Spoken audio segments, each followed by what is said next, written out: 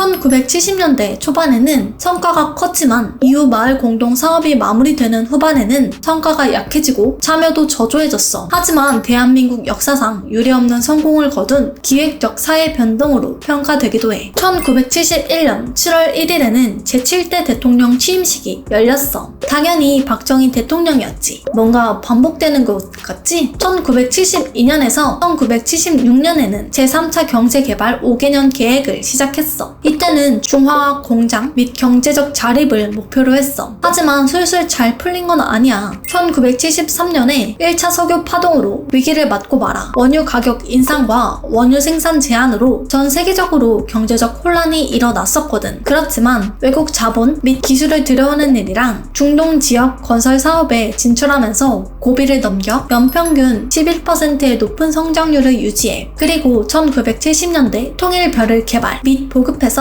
1975년에는 쌀 생산량이 4,669톤에 도달했고 쌀 자급률은 100%를 돌파했어. 염원하던 자급자족에 성공했지. 1977년에는 쌀 총 생산량이 6,006톤에 달해 녹색혁명을 성취했다고 선언하게 돼. 통일별을 개발한 사람은 허문의 박사인데 기억하면 참 좋겠지? 이렇게 경제 성장을 해서 참 좋았지만 한편으로는 독재를 위한 유신체제가 시작되었었어. 1972년 10월 17일 비상조치를 발표하게 돼. 첫째, 국회 해산 및 정치활동 중지, 일부 헌법의 효력 중지. 둘째, 정지된 헌법의 기능은 비상국무회의가 대신. 셋째, 평화통일지향에 개정 헌법을 1개월 내에 국민투표로 확정.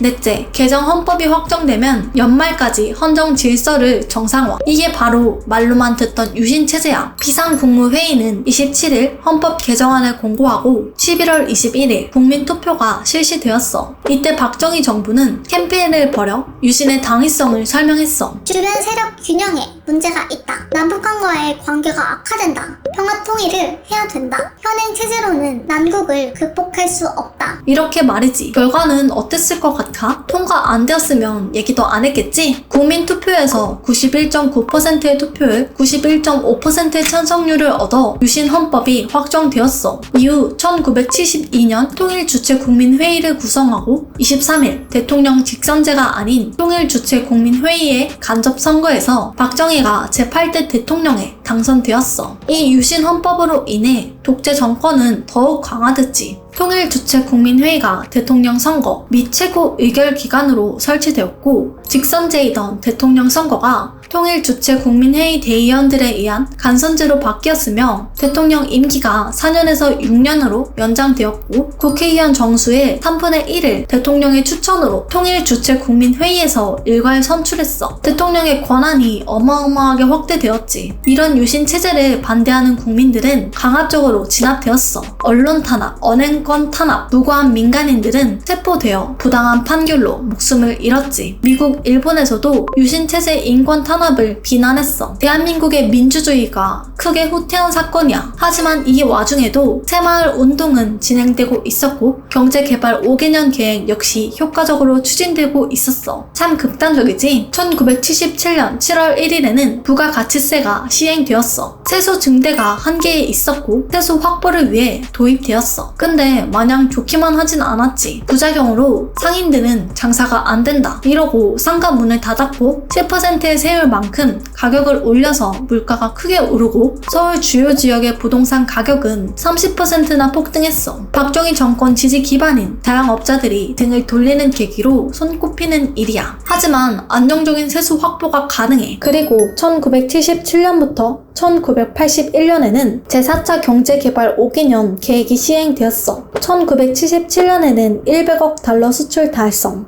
1인당 GNP 944달러가 되었지만 1978년에는 고도성장 정책의 부작용이 나타나 물가는 오르고 부동산 투기가 일어났으며 생필품은 부족해졌어. 1979년에는 2차 석유 파동으로 전 세계 경제가 휘청이면서 우리나라도 같이 침체되고 말아. 1980년대에는 마이너스 성장을 기록했지만 81년부터는 다시 회복세를 보여서 7.1%의 성장을 기록해. 고도성장의 성과는 경제 규모 확대, 경제 구조의 고도화, 고용 증대, 소득 증대가 있어. 하지만 당연히 부작용도 있었지. 만성적 무역 적자가 있었고 농업, 공업 간, 대기업, 중소기업 간 불균형이 심화되었으며 계층 간 소득 격차 확대, 물가 상승, 저임금, 장시간 노동을 기반으로 민중이 희생된 것이야. 노동자들을 희생하면 노동자들도 해외로 보냈던 일도 있어. 광부, 간호사들은 온갖 굳은 일을 도맡아 했어. 어마어마했지. 이들의 월급은 한국에 보내져 가족 생계비, 학비 등으로 쓰였어. 국가적으로 외화 벌이가 한국의 경제 성장에 크게 기여한 일이야. 이후 통일 주체 국민회의에 의해 제9대 대통령으로 선출된 박정희 대통령의 취임식은 1978년 12월 27일 장충문화체육관에서 진행되었어. 하지만 다음해 1979년 10월 26일 사망하고 말아. 누가 그랬냐고? 중앙정보부장 김재규에 의해 총에 맞고 사망했어. 이때 10월 16일부터 20일까지 부산 및 마산 지역을 중심으로 박정희 대통령의 유신 체제에 반대하는 시위가 일어났었는데 이를 부마민주항쟁이라고 해. 비상계엄령은 당연히 선포되었고 강경 진압으로 인해 시위는 진압되었어. 이때 일주일도 안 되어서 총격 사건이 일어났던 거야. 박정희 대통령에 대한 평가는 아무래도 유신 전과 후로 나뉘고 있어. 극단적인 양면성이 있지. 보수 측은 박정희 대통령의 업적에 대해 이야기하고 진보 측은 유신 체제와 독재에 대해 이야기하고 있어. 지난날의 잘못은 기억하고 공로는 인정하되 과거에서 있던 실수가 되풀이되지 않도록 하는 것이 중요하다고 생각해. 너희들의 생각은 어때? 그럼 이만.